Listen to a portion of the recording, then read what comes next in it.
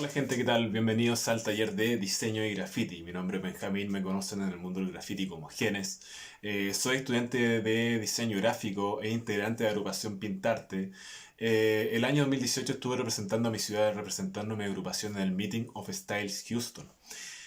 Graffiti y diseño. ¿Por qué no graffiti y dibujo? Si el graffiti es un dibujo, ¿por qué diseño? El diseño para mí es una comunicación más estratégica. Si bien el dibujo es una parte inherente del ser humano, una parte creativa, creo que todos en algún momento dibujamos, no muchas veces diseñamos. Siento que el diseño es ser capaz, tener la suficiente educación visual, tener la suficiente comprensión de factores implícitos que afectan de qué forma nosotros comunicamos nuestras intenciones. Entonces, básicamente, cuando descubrí el diseño, cuando descubrí, obviamente, el graffiti, me pregunté de qué forma puedo mezclar ambos, ¿ya? Y en eso se basa mi propuesta. Quiero ser capaz quiero poder ofrecerles a ustedes una visión un poco más profunda sobre el graffiti, sobre cuáles son los factores implícitos en una pieza de graffiti, qué es lo que hace que una pieza de graffiti sea efectiva, qué es lo que hace que una pieza de graffiti se vea bien. Porque si bien muchas veces nosotros vemos algo que es atractivo, pero ¿qué es lo que hace que sea atractivo? Nosotros sabemos de qué es atractivo, pero ¿por qué es atractivo? Esa es la pregunta que me planteo continuamente. Y esos son factores, muchos de esos factores son cosas que están implícitas, son cosas que requieren de cierta reflexión, que requieren de cierta comprensión, que requieren de educación visual por sobre todo. ¿Ya? El taller básicamente voy a hablar sobre historia, vamos a ver cuáles son las piezas clásicas, cuáles son las piezas más importantes en la historia del graffiti. ¿Por qué? Porque obviamente ahí es donde partió, ahí es donde está todo. Todo lo que está en el graffiti hoy en día es básicamente lo que se hizo en los trenes en la época de oro, un poco antes de la época de oro. ¿Ya? Eh, para que el graffiti progrese, necesita de gente lo suficientemente educada en cuanto a su historia. Nosotros, para antes cambiar algo, debemos entender por qué es como es. Entonces, por eso también vamos a definir qué es graffiti y qué no es graffiti. Así como también nosotros sabemos qué es hiperrealismo y qué no es hiperrealismo, qué es el dadaísmo y qué no es el dadaísmo, es importante. Yo como grafitero siento una responsabilidad de educar a la gente sobre qué es graffiti y qué no es graffiti. ¿Ya? Vamos a ver también cuáles son los factores comunes que comparten la tipografía con el graffiti. Porque increíblemente, tipografía y graffiti están muy interrelacionadas, ¿ya? Por lo tanto, vamos a ver cosas como la métrica y otros factores más que vamos a ver en la presentación, y un poco de la teoría que he desarrollado ya después de 10 años de estar continuamente observando piezas de graffiti y observando cuáles son los factores comunes. ¿Cuáles son los factores comunes que hacen que esas piezas de graffiti se vean tan bien? ¿Qué hacen que esas piezas de graffiti sean tan potentes? ¿Qué hace que esas piezas de graffiti sean tan importantes? ¿Ya? Comprender los factores implícitos. Esa es mi propuesta. Espero que la disfruten. Espero que salgan con una visión más profunda sobre el proceso creativo, sobre lo que exige el graffiti, que no es simplemente dibujar. No es simplemente dibujar. Bueno chiquillos, antes de continuar, les cuento que para la actividad final del taller vamos a hacer un boceto en donde voy a ir comentándoles a ustedes un poco cuál es el proceso que utilizo, ¿ya? Para eso van a necesitar cinta type o pegote, como le dicen también, una goma, un lápiz o un portamina, un lápiz de tinta blanca, un tiralíneas, ya, de cualquier marca, no hay problema, un plumón de punta gruesa, papel diamante, puede ser también papel mantequilla, y una hoja de blog. Bueno, en este caso ocupar una hoja de blog, ustedes pueden ocupar una hoja de oficio, lo que sea. Bueno chiquillos, ¿qué no es graffiti? Antes de cambiar algo debes entender por qué es de la forma que es. Aquí, ¿qué creen ustedes que es graffiti? ¿Qué creen ustedes que no es graffiti? Porque no son lo mismo, aunque no lo crean. Adivinar. Eso no es graffiti, esto sí es graffiti. Aquí. ¿Qué creen ustedes que es graffiti? ¿Qué creen ustedes que no es graffiti? Eso no es graffiti, esto sí es graffiti. Aquí, para confundirlo un poco más, ¿qué creen ustedes que puede ser graffiti y qué creen ustedes que no puede, no es graffiti? Exactamente, esa no es graffiti, esta sí es graffiti. Y finalmente, ¿qué creen ustedes que es graffiti y qué creen ustedes que no es graffiti? Adivinaron, esa no es graffiti, esta sí es graffiti. Aquí voy con todo esto, de que ahora lo saben. Graffiti, mejor dicho, style writing, grafitero, mejor dicho, writer. O sea que, vamos a ver esto un poquito más para acá. El graffiti también tiene folclore, ¿ya? El graffiti también tiene tradiciones, el graffiti también tiene historia, el graffiti también tiene componentes que hace de que sea graffiti. Ahora ustedes se preguntarán, ¿qué es style writing? ¿Qué es style writer? Mi inglés de pronunciación no es muy bueno, pero me entienden. El style writing fue un concepto que introdujo Phase 2, un escritor súper importante de la época de oro, que dijo que el término graffiti era un término que fue creado por los medios de comunicación masivos, ¿ya? Si ustedes averiguan un poco del significado de la palabra graffiti, no tiene mucha relación con lo que es graffiti, ¿ya? Pero bueno, por convención social todos les decimos graffiti, pero en realidad es escritura de estilo, style writing, ¿ya? Y el grafitero es un writer, un escritor, ¿ya? Entonces está como ese conflicto ahí, ya un poco más de lo que es el songwriting, es como un poco más, se refiere a algo más como tradicional, ¿ya? Pero básicamente está esta teoría que yo les comentaba de que se dice que el término graffiti fue un término inventado por los medios de comunicación masivos para denominar a este movimiento que en su momento fue nuevo, ¿ya? ¿Cuáles son los componentes básicos del graffiti? El tag, la throw el wheel style, ¿ya? ¿Por qué es importante entender esto? Porque aquí están los fundamentos, ¿ya? Aquí está la base del graffiti. El tag. El tag vendría a ser la forma más básica de hacer graffiti, se le considera la firma del escritor, ¿ya? En el tag encontramos lo que son las matices, los fundamentos del estilo del escritor, ¿ya? Es súper importante de que tengan por lo menos un conocimiento básico del tag, cuáles son los elementos característicos, como por ejemplo aquí tenemos el uso de florituras, ¿ya? Pero a estilo graffiti. Estas como estrellas, medio asterisco, las flechas, ¿ya? Las comillas.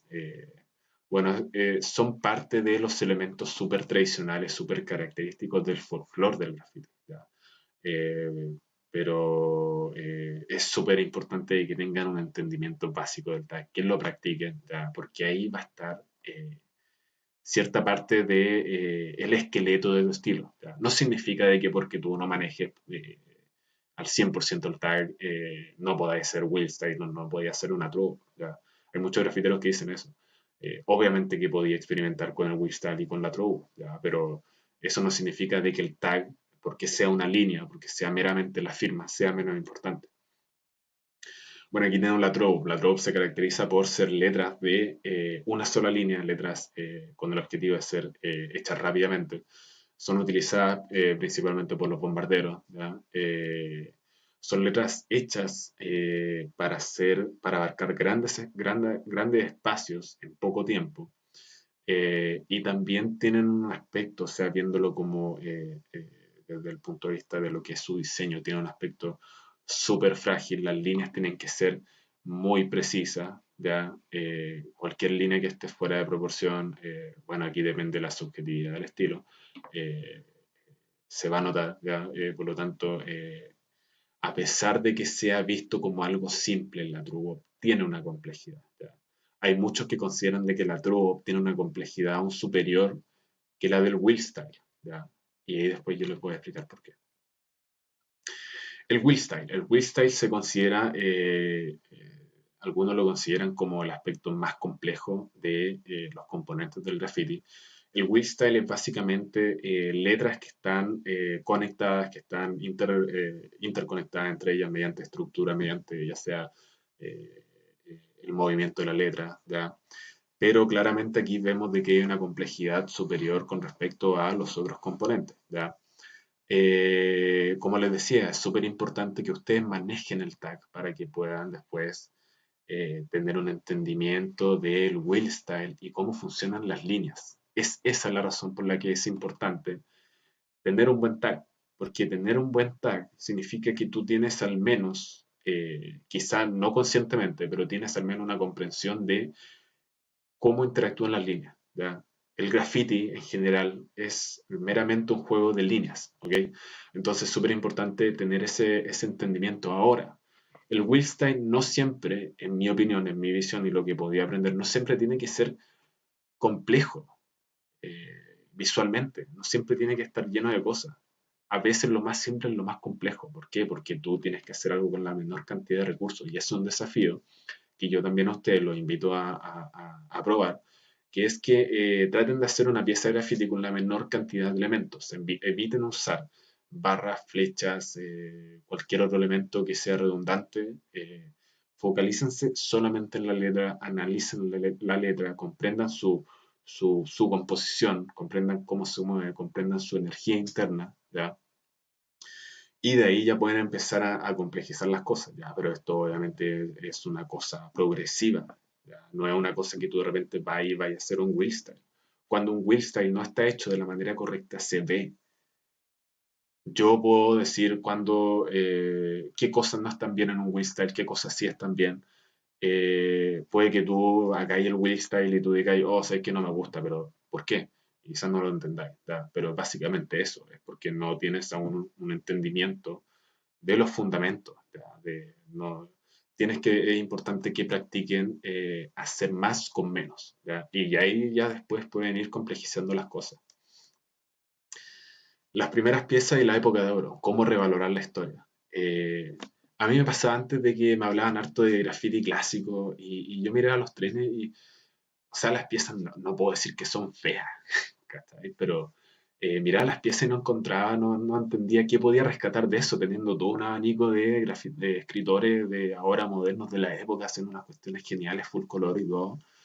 Pero lo que no veía era el valor del contexto en el cual estaban esos escritores, el valor de su creatividad. ¿Por qué? Porque ellos fueron capaces de crear algo de cero. Ellos no tenían redes sociales, ellos no tenían internet, ni siquiera había una página de graffiti. Ellos lo hicieron desde cero, desde lo que se les ocurrió, desde lo que observaban. ¿Ya? Por lo tanto, ahí está el valor de conocer estos trenes, conocer estos escritores, ¿ya? Que comenzaron un movimiento de la nada. ¿Ya? Ellos lo único que podían ver era cuando subían a los rooftops, en los edificios, en Nueva York y veían los trenes pasar y ahí veían lo que estaban haciendo los escritores en otros sectores, ya, y esa era su única forma de tomar inspiración, pero aparte de eso no había nada, ya, era una cuestión totalmente nueva.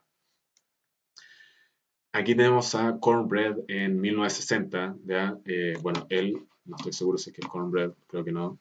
eh, pero lo importante de esto es de que se considera que Cornbread fue el primer grafitero, ¿ya? Eh, ¿Por qué? ¿Cuál fue la motivación que tuvo Cornbread? Es porque había una chica que le gustaba y el tipo fue y empezó a escribir su nombre cerca de donde ella vivía para llamar su atención. ¿Ya?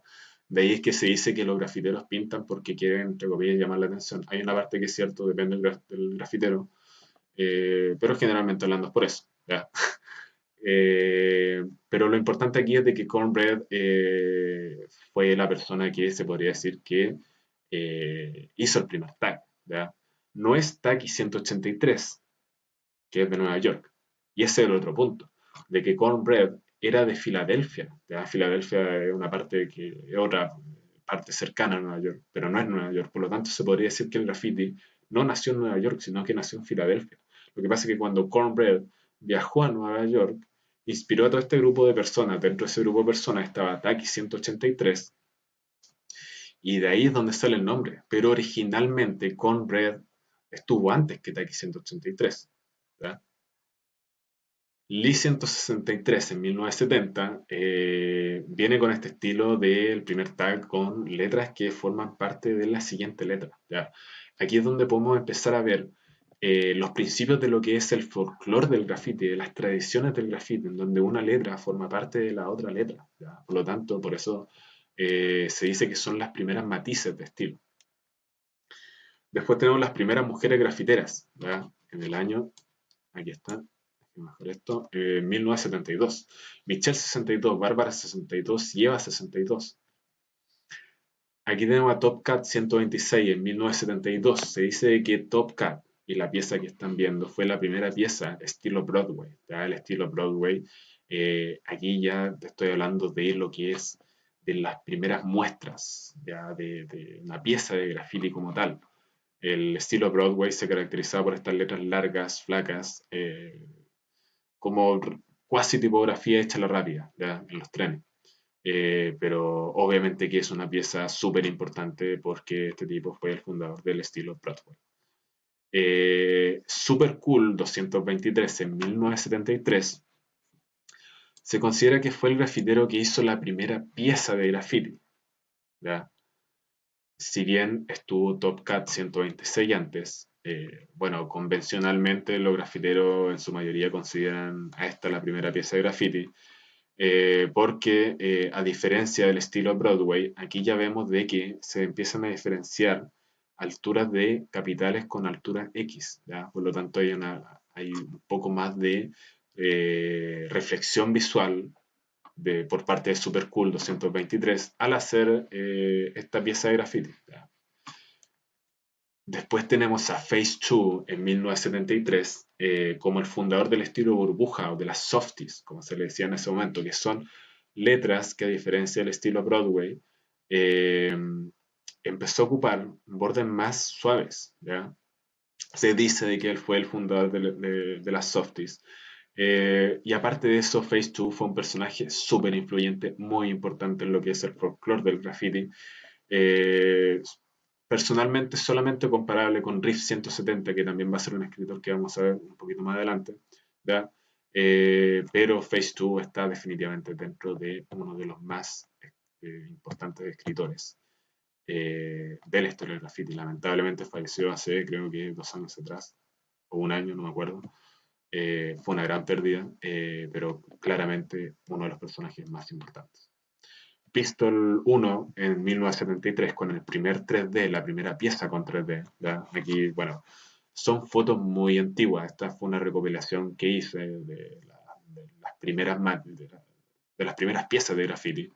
Eh, y aquí, como vemos, es el primer 3D en la historia de graffiti. Por lo tanto, esta pieza es infinitamente valiosa.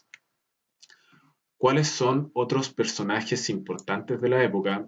Bueno, aquí tenemos a Phase 2, Riff 170, a Peanut 2, Tracy 168, a Blade, a Stay High 149, a Cliff 159, a Billy 167 y a Lee. Y la lista claramente se queda corta porque hubo mucho grafitero durante esta época que produjo un nivel de innovación muy notorio. ¿Ya? Aquí está el carro de Riff 170 producido alrededor de 1975-1976, que fue un tributo a Solid One, un grafitero de la época que falleció. Aquí tenemos la pieza de Riff, Don, Bot y el tributo a Solid. Se dice, bueno, el mismo Riff 170 dice en una entrevista de que este fue un carro que él improvisó en el momento. Todas estas piezas él las improvisó en este momento. Ahora, el nivel de innovación que tuvo en su pieza fue definitivamente algo que marcó las generaciones futuras de graffiti. ¿Ya? Por lo tanto, por eso se le considera a este tren tan importante, porque fue el nacimiento de una nueva generación. ¿Por qué? Porque en 1976, Cool 131, Mr. Jinx 174, Chain 3 y Part 1 conforman The Dead Squad Crew, la TDS. ¿Por qué es tan importante esta crew? Porque esta crew fue la que tomó todo lo que los grafiteros de la generación anterior hicieron y lo progresaron, ¿ya? Propusieron algo, lo que ya existía, lo interpretaron a su propia manera y propusieron un estilo totalmente avanzado, ¿ya? No diferente, sino que una progresión, fue una progresión de lo que ya se había hecho. Y bueno, obviamente aquí tenemos a más escritores dentro que se les podría considerar importantes, que son Sin, PJ, Duster, Dundee, Nox 167, Zephyr, Blade, Boots 119, Mitch 77, Cratch, Duel y Kel First. De estos nombres, el que más probable hayan escuchado anteriormente, así que están relativamente familiarizados con el graffiti, es el de Dondi. Si bien Dondi, bueno, obviamente es un personaje importante porque también hizo cosas súper innovadoras para su tiempo, no es el único, ¿ya? Hubo gente que hizo mucho por el movimiento de graffiti antes que él, ¿ya? Pero Dondi también fue importante, obviamente. Aquí tenemos una pieza de Sin, de Skim, de Dace y de Duster, todos estos grafiteros súper importantes de la época. El tren Chumeni por el Dondi, el carro Real de Case 2. Case 2 se dice que fue el fundador del computer rock. Si bien Case 2 estuvo súper influenciado por el trabajo de RIF 170, ¿ya? De hecho, te diría que, bueno, según mi apreciación, el computer rock en realidad es de RIF 170, pero bueno, Case 2 le dio su propio giro, su propia vuelta y hizo unas piezas súper importantes para la cultura. Aquí tenemos una pieza de Sephir, que dice Gold. Aquí, bueno, en esta época vemos claramente un poco más de producción, no sé, en cuanto a lo que son combinaciones de colores, vemos mucha más complejidad en las piezas. Esta pieza de skin con chip bag igual es súper importante. Aquí vemos el uso de flechas, el uso de estos loops, ¿verdad? El uso de estas como llamas, yo le digo que son llamas porque parecen llamas. La interconexión de las letras igual súper compleja. En resumen, piezas una época súper importante para el graffiti, entre los 80 y los 90. Y los 90. En septiembre de 1989 el último tren fue limpiado, ¿ya? Aquí lo que pasó fue de que, bueno, las cosas se volvieron súper difíciles para los grafiteros entrar y pintar trenes, ya por lo tanto ellos empezaron por sus propios medios a buscar nuevos medios para hacer, valga la redundancia, para hacer su graffiti. Y en eso dieron con galerías, dieron con muros en la ciudad. Otros se fueron, viajaron a Europa, ahí también fue cuando el graffiti se empezó a expandir a través del mundo. ¿Ya? Por lo tanto, a pesar de que fue una de las mayores tragedias para el graffiti, fue también una de las cosas más importantes, porque el graffiti empezó a salir de Nueva York. No se quedó ahí, sino que tuvo que buscar una salida para poder continuar su evolución. Ahora vamos a pasar a lo que es la parte de diseño, tipografía, graffiti y teoría, la métrica, el espacio negativo y positivo y el bonus track.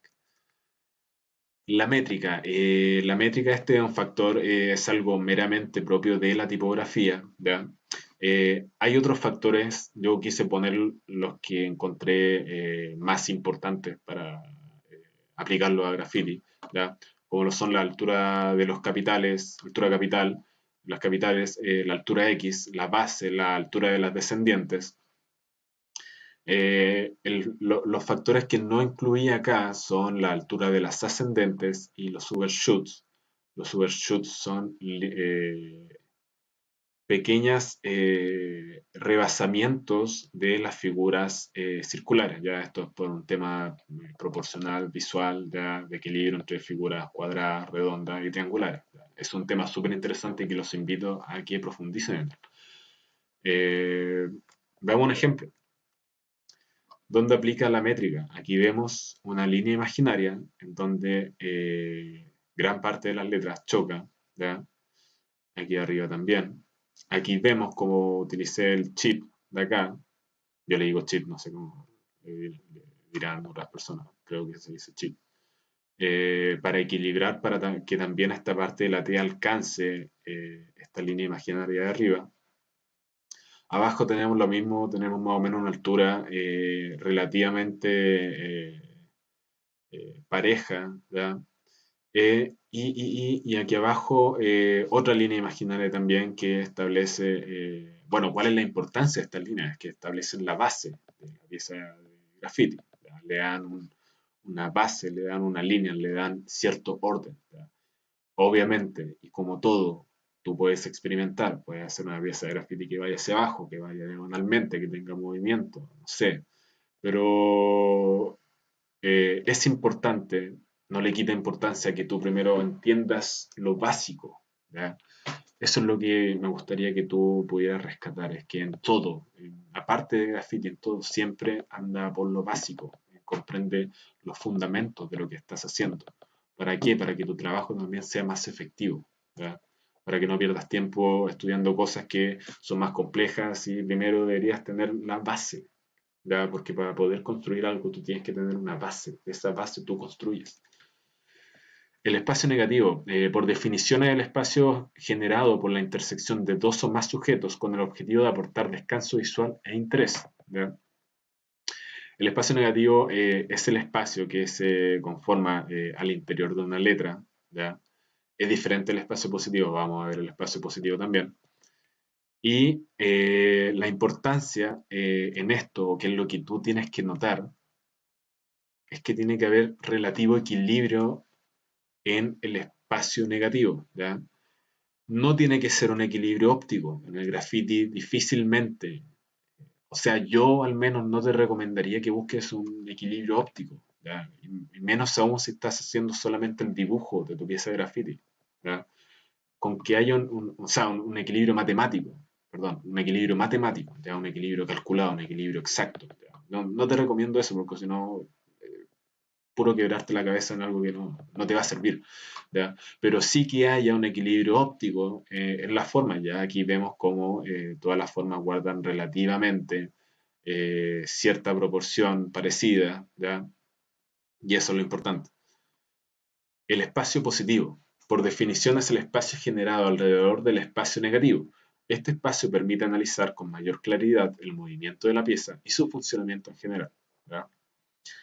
Veamos el ejemplo. Ahí tenemos el espacio negativo. Y ahora vamos a ver el espacio positivo y cómo trabajan en conjunto, ¿ya?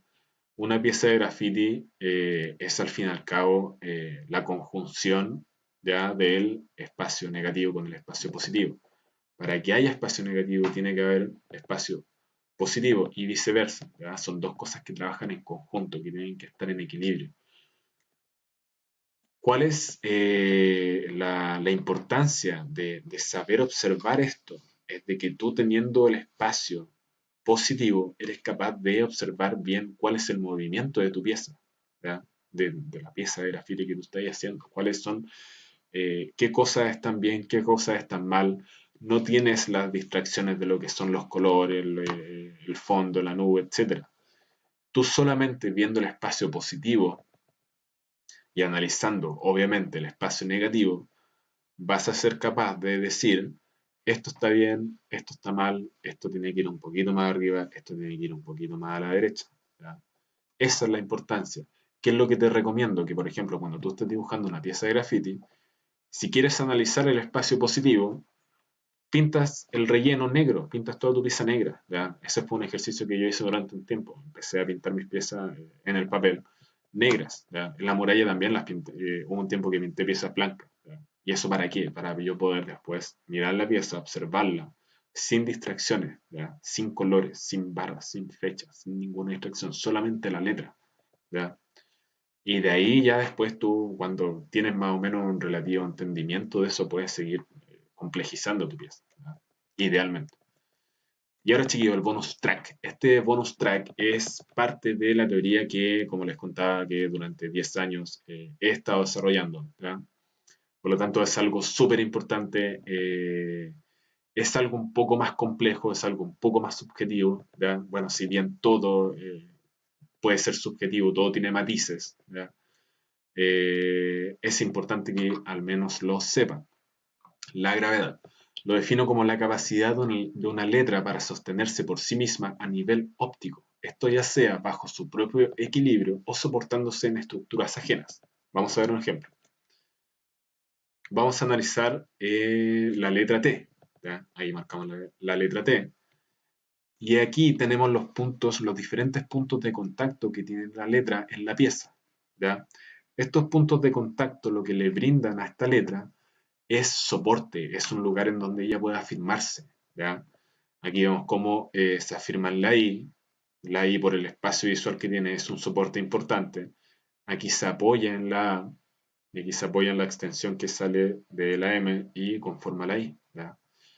Eh, es importante que tú puedas por lo menos tener un entendimiento básico de esto ya para que cuando tú hagas tu pieza de graffiti pienses que la pieza tiene que tener cierto equilibrio, la pieza tiene que tener cierto balance, la pieza tiene que poder sostenerse por sí misma, ¿ya? Que no parezca que esté volando, ¿ya? A diferencia, por ejemplo, en la época de los trenes, el grafiti originalmente tenía una base, que era la base del tren, y los grafiteros pintaban de ahí arriba, entonces eso ya le da una base. Pero ahora no, nosotros pintamos en un muro, a no ser que, no sé, pues estoy pintando un tren, ¿ya? Y en el muro las letras están volando, ¿ya? Entonces tú tienes que darle una base, tienes que darle un soporte, un espacio en donde ellas puedan apoyarse. Y ahora, chiquillos, vamos a pasar al diseño de una palabra desde cero. Ya, chiquillos, una vez que tenemos los materiales reunidos, que les nombré al principio del taller, podemos continuar con el ejercicio. En este ejercicio vamos a escribir la palabra hueco, una palabra mapudungún que significa brote de agua. Me pareció interesante en cuanto al significado, en cuanto a la composición de las letras. Aquí, como vemos, utilizamos el papel diamante para primero establecer más o menos unas líneas guías con respecto a cómo va a ser la estructura general de nuestra pieza, ¿ya? Aquí aprovechamos el papel diamante para planificar, para ir probando, podemos borrar las veces que nosotros queramos, ¿ya? Lo importante aquí, chiquillos, es de que este es un proceso, ¿ya? Tienen que ser capaces de disfrutar el proceso, de planificar, para que después, cuando estén en acción, no les pillen con sorpresa o no hagan cosas improvisadas. Por lo general no salen bien.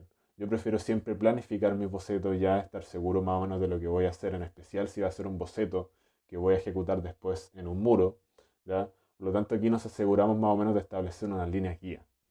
Una vez que tenemos esas líneas guía, podemos ir borrando líneas que encontremos que estén de sobra. Ya podemos ir probando detalles, viendo estructuras, viendo qué cosas podemos agregarle a la letra. La idea es tener letra a letra lo más relativamente posible terminada. Después, una vez que las tenemos a todas juntas, vamos trabajándolas en conjunto, ¿ya?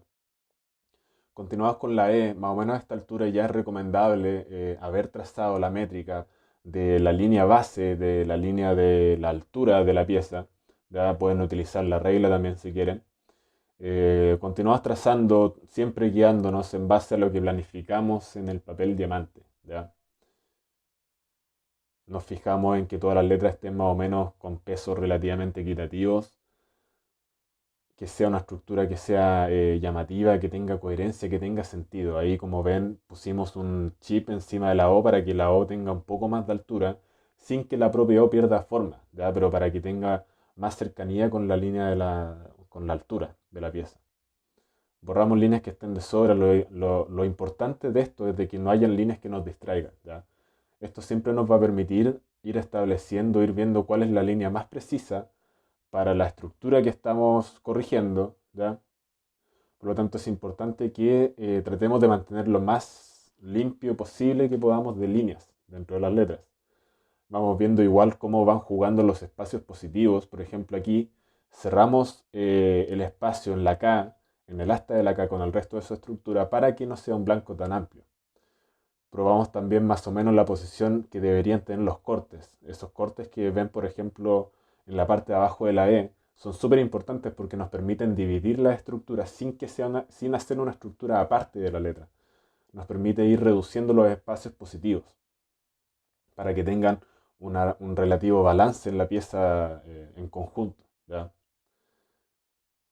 Ya una vez que tenemos más o menos la estructura base, vemos los detalles. Aquí ya empezamos a planificar más o menos la dirección de nuestro 3D. En este caso vamos a trabajar con un 3D hacia abajo, si bien podemos hacerlo hasta el fondo de la hoja. Preferimos hacerlo con un 3D finito que tenga un fin para que ustedes también puedan apreciar cómo es que van interactuando las formas, ¿ya? Pero claro, el 3D también puede ser hasta abajo, infinito.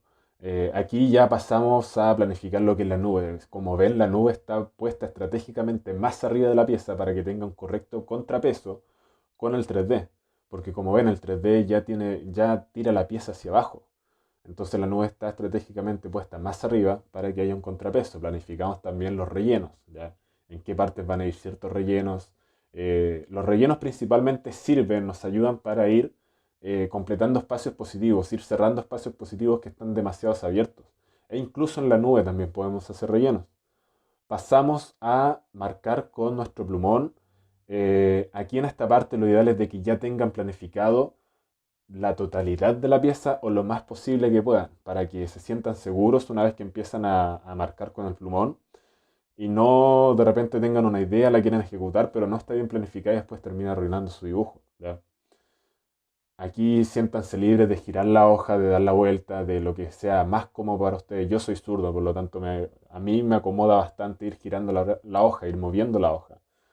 Que el trazo del lápiz venga hacia mí, no yo ir alejando el brazo, ¿ya?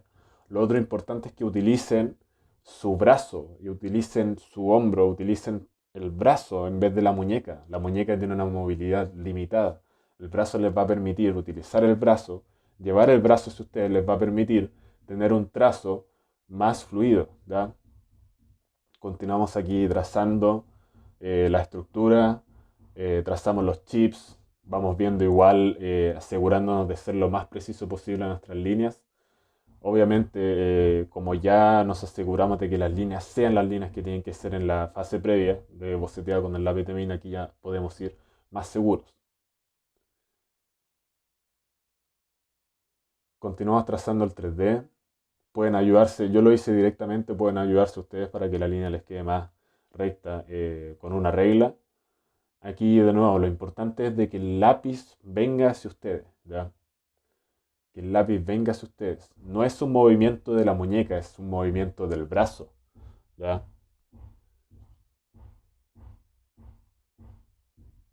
Seguimos contorneando el 3D. La idea, chiquillos, lo más importante acá es de que disfruten del proceso, que sean libres. Es importante siempre de que tengan en cuenta los factores implícitos, algunos de los factores implícitos de los cuales conversamos en la presentación, pero lo más importante es de que disfruten.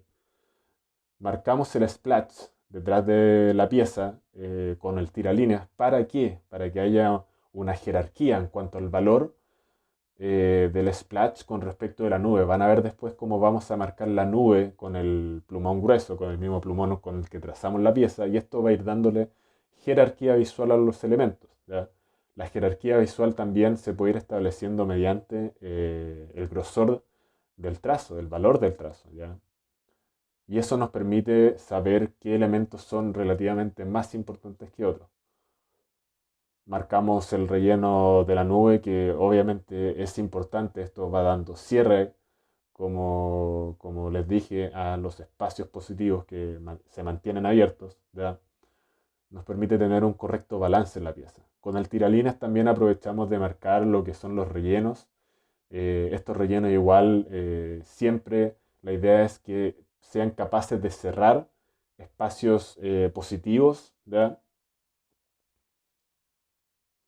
Los marcamos con el tiralíneas, después los vamos a ir rellenando con el plumón grueso. Pero antes de eso aprovechamos también de limpiar nuestra pieza, ya de las líneas del lápiz de mina o el portamina, lo que sea que ustedes hayan preferido utilizar. Borramos, limpiamos el dibujo, ya. Tratar de hacer un trabajo pulcro, ya de poner dedicación a lo que estamos haciendo. Y después pasamos directamente aquí a rellenar con el plumón de punta gruesa las burbujas en esta área que contiene un espacio blanco amplio. ¿Ya? Las burbujas son un buen recurso para rellenar este tipo de espacios. Y como siempre, inclusive las burbujas, chiquillos, inclusive las burbujas tienen una ciencia, tienen una dirección, tienen una composición. Bueno, el lápiz de tinta blanco sirve para ir perfilando esquinas, ¿ya? Y chiquillos, una vez dicho esto, podemos dar fin a nuestro dibujo.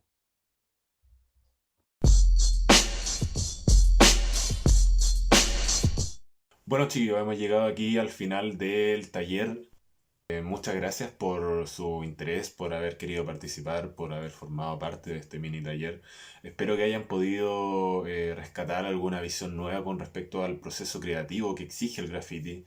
Eh, Vamos a ver un poco lo que son como consejos finales que les podría dar yo a la hora de ustedes practicar graffiti. Por sobre todo práctica, práctica, práctica, práctica. Ya, o sea, el ojo, tu educación visual, el nivel de apreciación por los detalles que uno va adquiriendo, eso se adquiere todo a través de la práctica, pero la práctica consciente. Si cometes un error, date cuenta que lo cometiste, entiéndelo, corrígelo y progresa. No te estés chocando con la misma muralla todo el rato. ¿Ya? Lo otro es seguir los fundamentos. ¿A qué me refiero con esto? Seguir, practicar las letras. Graffiti es letra. No sacas nada con tener una pieza full de color si tus letras no están bien. ¿Ya? Es totalmente contraproducente. Lo otro, no traten de reinventar la rueda. La rueda ya está inventada, ¿para qué la van a reinventar de nuevo? Es más, vuelvan atrás, ya en la historia, vean los inicios, rescaten ideas desde ahí. ¿Para qué? Para que todo esto después siga progresando. Piensen en todas las generaciones de escritores antes que ustedes, ¿ya? Que tuvieron ideas, que progresaron, que evolucionaron. Ahora ustedes tienen que hacer lo mismo, ¿ok? Cualquier duda o consulta relacionada al taller, relacionada a graffiti, pueden escribirme a mi correo benjagraph2f@gmail.com.